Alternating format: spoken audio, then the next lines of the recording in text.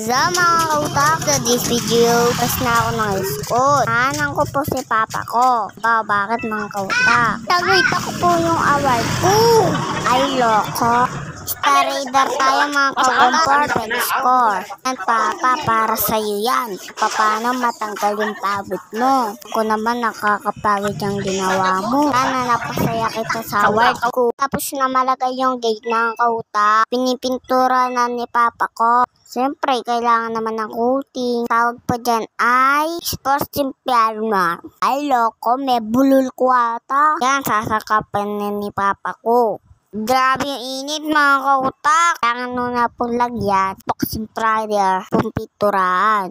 Anong kulay ng gusto ng paggawa.